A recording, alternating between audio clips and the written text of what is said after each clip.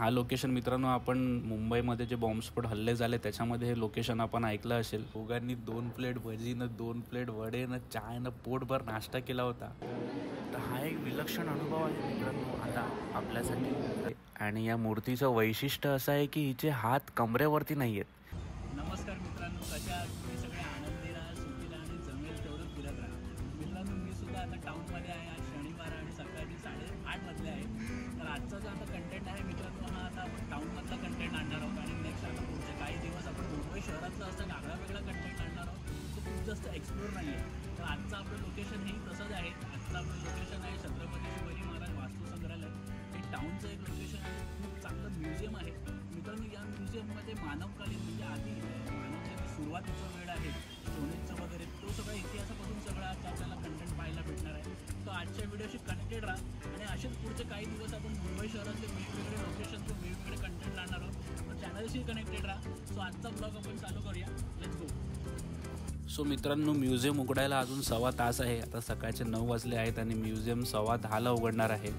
तर माझ्याकडे थोडं वेळ होतं, म्हटलं अजून एक स्पॉट कवर करू. तर मित्रांनो, आता आपण ताज हॉटेलच्या बरोबर मागे आहोत. हे आहे लिओपोल्ड कॅफे. हा लोकेशन मित्रांनो, आपण मुंबईमध्ये जे बॉम्बस्फोट हल्ले झाले त्याच्यामध्ये हे लोकेशन आपण ऐकलं असेल. आतंकवाद्यांनी याही स्पॉटवरती हल्ला केलेला. तर हे जे हॉटेल आहे कॅफे, हे मित्रांनो 1987 म्हणजे 19व्या शतकातलं हॉटेल आहे. 126 वर्ष जुनं हे हॉटेल आहे मित्रांनो. तर हे आझादीच्या आधीचं म्हणजे किती काळ या हॉटेलनी पाहिलं असेल.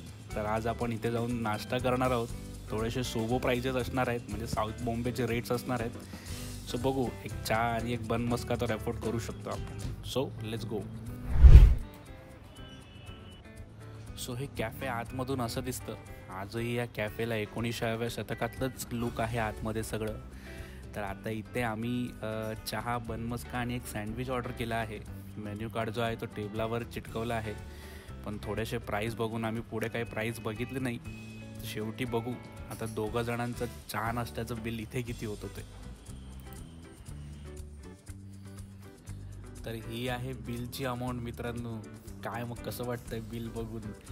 मी आत्ता जस्ट तेव्हा 1.5 महिना आधी गावी होतो, तेव्हा 100 रुपयामध्ये मित्रांनो आम्ही दोघांनी 2 प्लेट भजीनं 2 प्लेट वडेनं चायनं पोटभर नाश्ता केला होता. आणि आता हे रेट्स बघून मला थोडीशी एअरपोर्टचीही आठवण आली. पण आता हे जे लोकेशन आहे हे साऊथ बॉम्बे आहे मित्रांनो. सोबो लोकेशन आहे. ठीक आहे, लिओपोल्ड कॅफे आहे. आपण रोज इथे येत नाही, हा वन टाईम एक्सपिरियन्स असतो. सो आता जाऊ म्युझियमकडे. थोड्या वेळात म्युझियम ओपन होईल. सो मित्रांनो, आता आपण म्युझियमच्या गेटकडे आलो आहोत. आणि हे जे म्युझियम आहे, आपण जेव्हा चर्चगेट स्टेशनवरनं गेटवे ऑफ इंडियाकडे जातो त्याच्या आधी जो चौक आहे जिथे बाळासाहेबांचा पुतळा आहे, तिथे हे म्युझियम आहे. आणि याच्या डावीला जहांगीर आर्ट गॅलरी आहे जिथे कालाघोडा हा फेस्टिवल होतो. आणि रोडच्या त्या साईडला सेशन कोर्ट आहे. तर या म्युझियमचं मित्रांनो ब्रिटिशकालीन नाव हे प्रिन्स वेल्स म्युझियम आहे. हे म्युझियम त्यांनीच बांधलं होतं. हे 1912 सालाचं म्युझियम आहे. तर आता तिकीट घेऊ आणि म्युझियममध्ये चेक इन करू.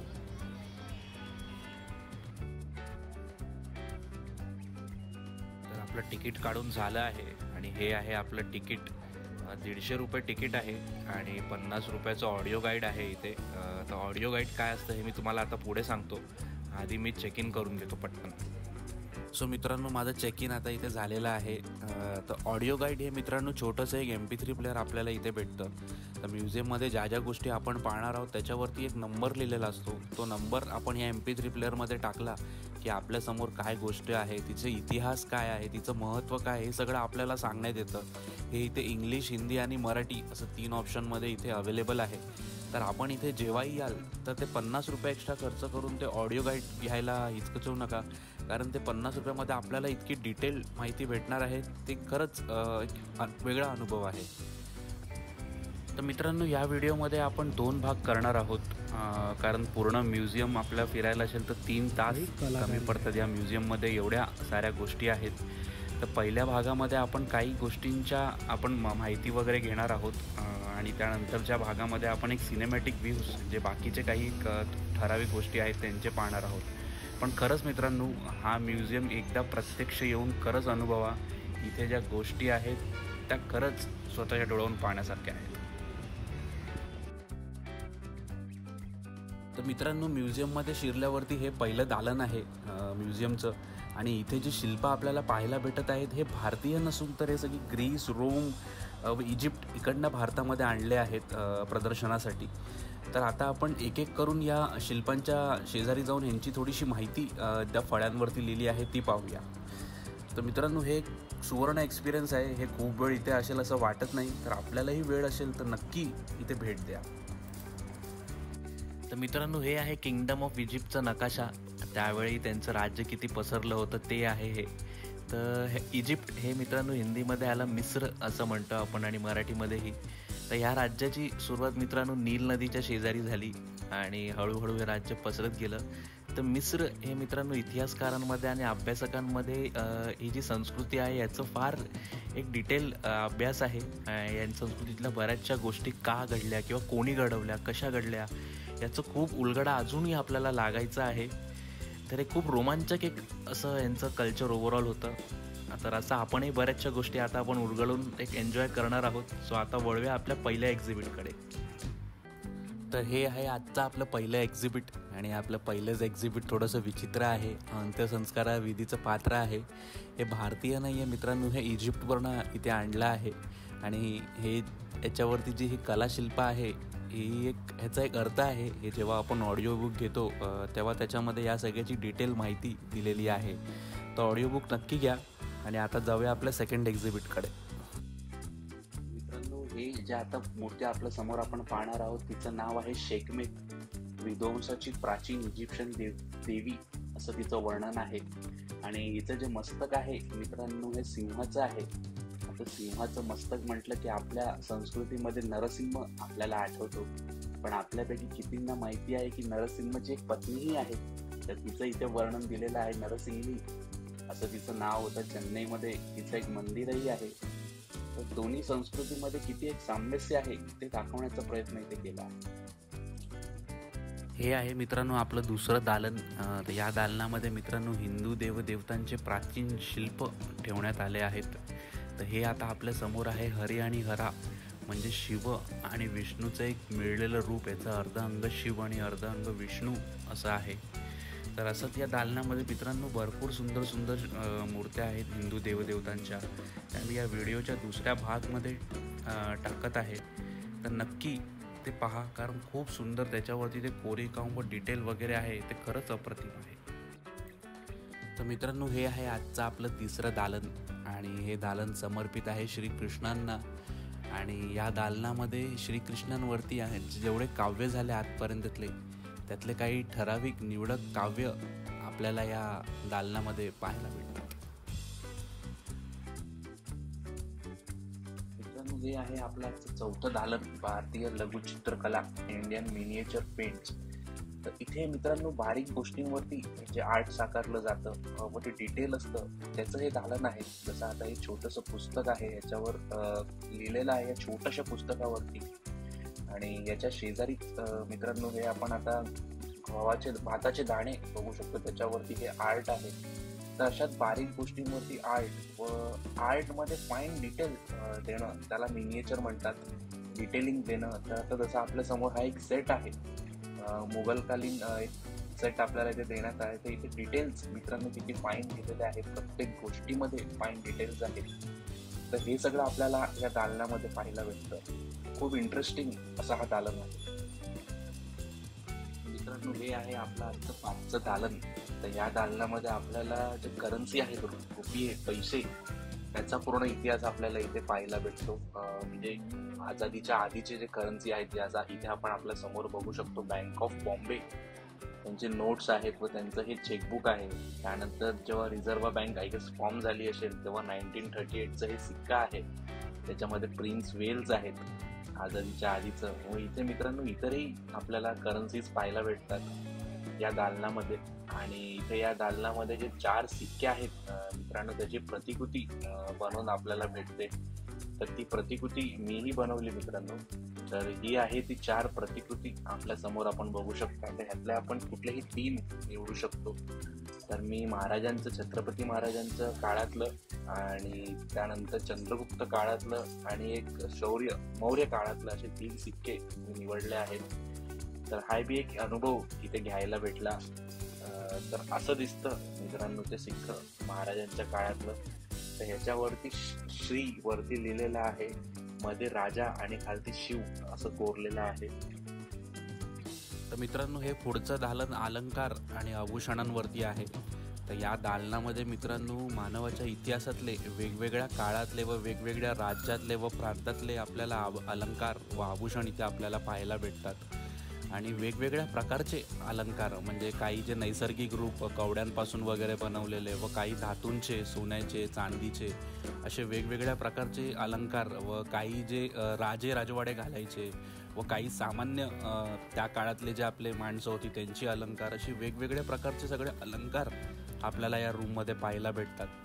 आणि या रूमच्या शेवटी मित्रांनो जे कारिगर असतात जे हे अलंकार घडवतात त्यांचे शस्त्र, तर त्याची ही एक छोटीशी एक मिनिएचरही आपण म्हणू शकतो की ते अस्त्रशस्त्र वरती लावले आहेत व ते कसं घडवत होते त्याची एक माहिती इथे देण्यात आली आहे.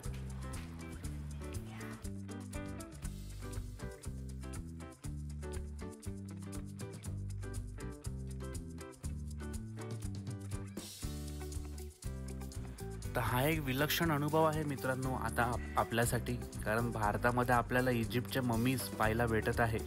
ममी हा प्रकार काय असतो हे आपल्याला ठाऊक असेलच. तर या ताबूतमध्ये आतमध्ये खरीखुरी एक ममी आहे. तर ही ममी कोणाची आहे ह्याचा शोध अजून लागायचा आहे, पण अशी खरीखुरी ममी आपल्याला भारतात पाहायला भेटत आहे. तर हा एक दुर्मिळ अनुभव आहे आणि हा खूप वेळ इथे असेल असं वाटत नाही. तर आपल्यालाही थोडंसं जर वेळ असेल तर वेळ काढून नक्की येऊन हे इथे पहा, कारण हे खरंच खूप एक आगळा वेगळा आणि विलक्षण अनुभव आहे.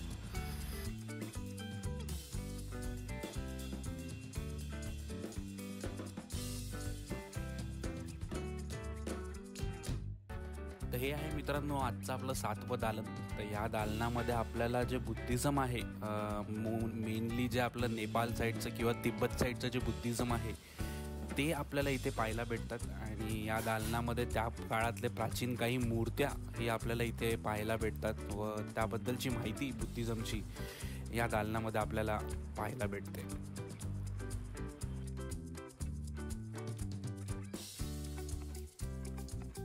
तर हे पुढचं दालन मित्रांनो अस्त्र आणि शस्त्रचं आहे. तर इथे आपल्याला प्राचीन काळातले अस्त्र व शस्त्र पाहायला भेटतात. जसे आता आपल्या समोर हे शिवकालीन शस्त्र आहेत, असेच वाघनखं वगैरे इथे सगळी ठेवण्यात आली आहेत. आणि या दालनामध्ये मित्रांनो खुद्द जो अकबर बादशाह होता मुघल साम्राज्याचा, त्याची ढाल व त्याचं चिलखत आपल्याला इथे पाहायला भेटतं. ते मी व्हिडिओच्या दुसऱ्या भागामध्ये ॲड केलेलं आहे, तर तेही नक्की पाहून घ्या. तर मित्रांनो आता आपण पाहत आहोत विठोबाची एक मूर्ती जी 19व्या शतकातली आहे. आणि या मूर्तीचं वैशिष्ट्य असं आहे की हिचे हात कमरेवरती नाही आहेत, तर एक हात साईडला आहे आणि दुसऱ्या हातामध्ये शंखासारखं काहीतरी या मूर्तीने घेतलं आहे. तर अशी आगळीवेगळी कलाकृती आपल्याला या म्युझियम्समध्ये पाहायला भेटते. तर ही विठोबांची वेगळी मूर्ती पाहून आपल्याला कसं वाटलं हे कमेंट्समध्ये नक्की कळवा आणि ह्याचा इतिहास काही माहिती असेल तरी सांगा.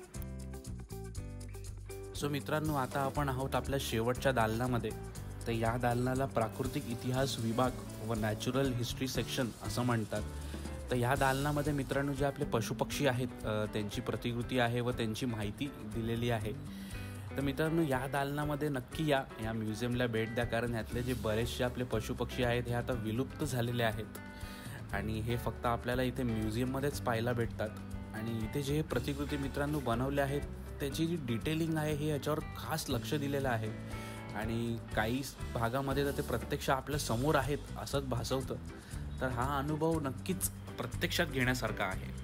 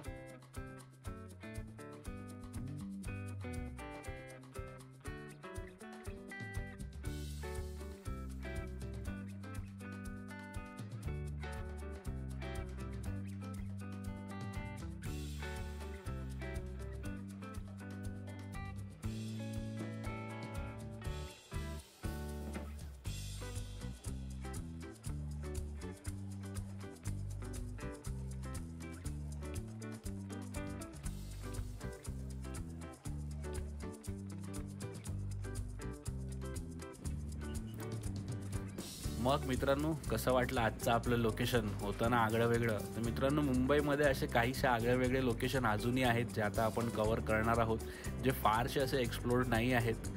तर हे लोकेशन मजा येते पाहायला. अशा लोकेशन्सला जेव्हा आपण जातो तेव्हा नवीन काहीतरी शिकायला भेटतं, आगळं वेगळंही पाहायला भेटतं. तर आपले पुढचे काही लोकेशन्सही असेच असणार आहात. तर चॅनलला सबस्क्राईब करा आणि एक लाईक करा व्हिडिओला जर आवडलं असेल तर. आणि थँक्यू मित्रांनो आजचा हा व्हिडिओ कनेक्ट केल्याबद्दल. पुढे असे चांगले चांगले कंटेंट आपण आणत राहू. So thank you for connecting. Bye bye.